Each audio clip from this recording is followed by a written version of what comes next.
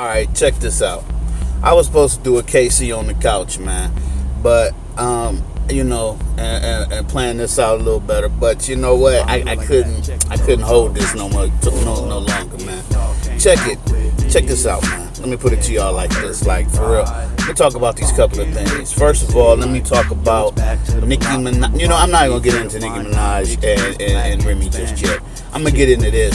You know, some people say, I've heard the convoluted concept of I'm too old to be a rapper. You know, people like, oh my God, you 40 years old trying to be a rapper. You a 44-year-old rapper. You trying to do it. You trying to be a rapper. You know what? I could get cocky and crazy, but I'm not gonna do that. You know what I'm saying? What I'm gonna say is, at 40, 44 actually, which is what I am. It's not that I'm trying to be a rapper, because anybody that knows me and knows that I've been doing this for a while know that back when I was married, you know what I'm saying, big ups to the ex-wife, you know what I'm saying, my second album did major numbers financially, you know what I'm saying, enough to purchase houses, cars, whatever I wanted, you know what I'm saying. So I was already in the foyer of it. I was already there. I just thought I was bigger than I really was.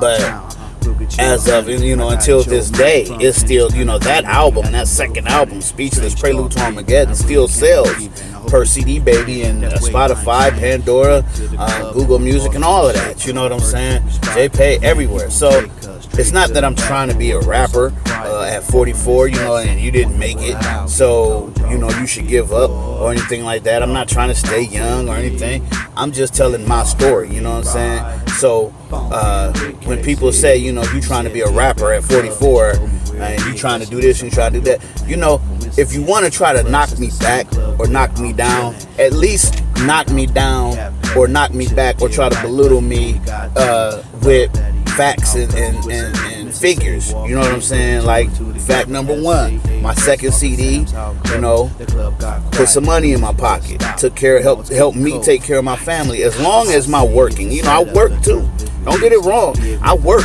You know what I'm saying? I was pulling down, 50, 55, 60-hour weeks. So I was still working. You know what I'm saying?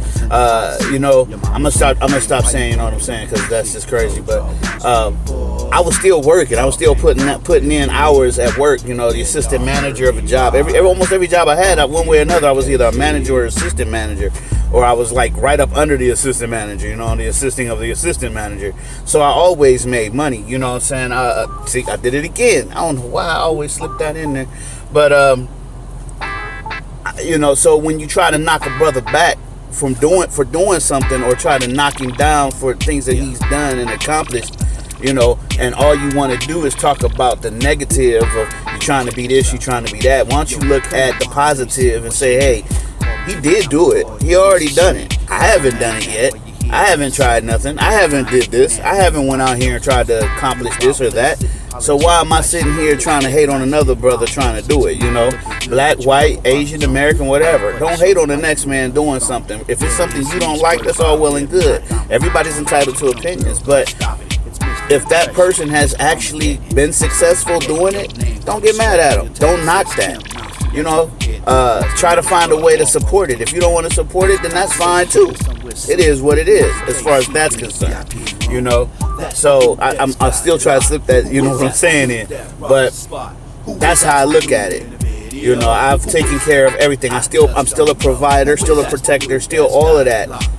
Regardless of what I'm doing. My house is covered, everything is fine, about to get another crib, all of that. Money still coming in, stuff is still selling. I'm on my 11th album, actually my 12th album getting ready to drop.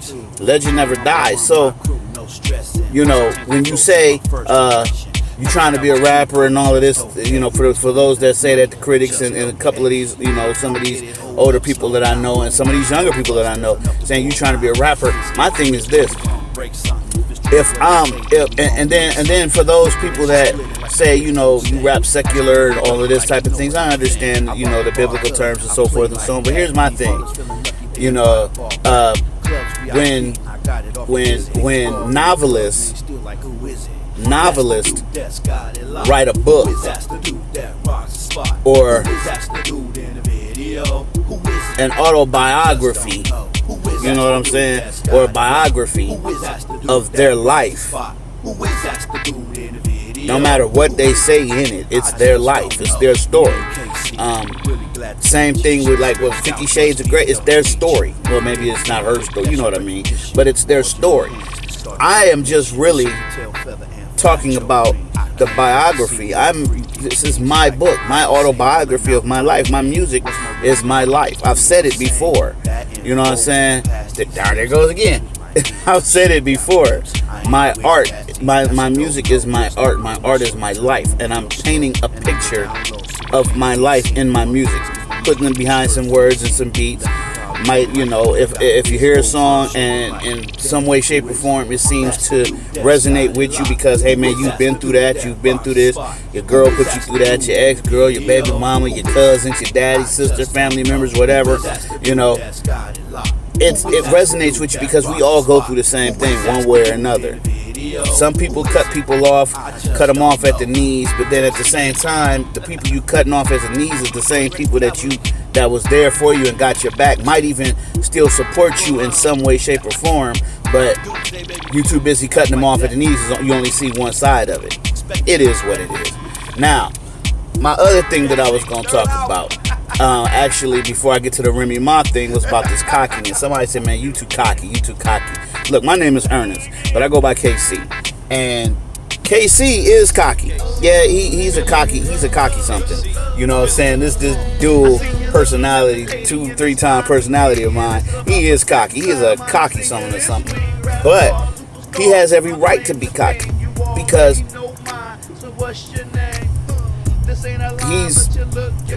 they get me talking in the third person, because he has accomplished what he set out to do, what he has set out to the goals he set out for. You know, I had a chick that used to tell me I was a dreamer. Okay, well, I was a dreamer, and my dreams came to fruition because I was able to do what I wanted to do. Till this day, I see her now every now and then, and she may say hi. Actually, she can't stand my guts because I wasn't the dude that was gonna bend over and kiss all tail. You know, I was like, I ain't in that way. You know, I'm not gonna do that. You know, you're not gonna just talk to me and tell me this, tell me that, tell me you know, and then say I'm a dreamer, and then I go out and follow my dream and make something happen, and then the first thing you want to do is go whatever. You know, start smacking lips and stuff. Okay, that's fine. But KC is cocky. Ernest is humble, but so is KC. I know who I am inside and outside. You know, I've made things happen. I've provided all the way across the board for friends and family. So when somebody say, you know, KC think he all that, or Ernest think he all that, he cocky, no, it's not that. I'm humble. I just know how to maintain and do for me and do mines and keep mines going. Now, real quick about Nicki Minaj and Remy. Nikki, I ain't mad at you for trying, but let's be real. You verbally, you can't mess with Remy. You got all the commercial success in the world. Verbally, you can't mess with Remy. You know, I mean, that's just really what it is. Remy, you should have left it alone when you did what you did. You should have just stopped there. You know that's not the battle tactics that you should have used. I tried to look back into history. There wasn't that many battle tactics like that. I mean, Tupac did come at people strong most of the time. Drake did do a couple of songs when he came at somebody, but what he did was he came soft first and then came hard. You know, usually if you're going to battle somebody, battle them, leave it at that, see what they come back with. And what Nicki came back with wasn't all that anyway. I mean, even though she did get Drake and Weezy, they was on their own thing. So we know Nicki can't really hold a torch to Remy on any level. There's not too many female rappers from then and now that can hold a torch to Remy, you know, as far as verbally. I mean, of course, we got Light, but Light wasn't really needed. She never needed to battle nobody. Only other person that I think that was vocally capable was maybe, I don't know, Boss, Soleil, Rage. You know what I'm saying? There it goes again. I'm gonna stop it. I promise you. I promise I'm gonna stop it. But anyway, you know what? There it is, man. This is KC on the couch, hollering at you right now, and I'm gonna get back at you. Look out, Legend Never Dies, DJ Dramatized, J Moore. We going in. Holla at your man, theLegendKC.com. One. She want it proper, proper. God, doctor. She want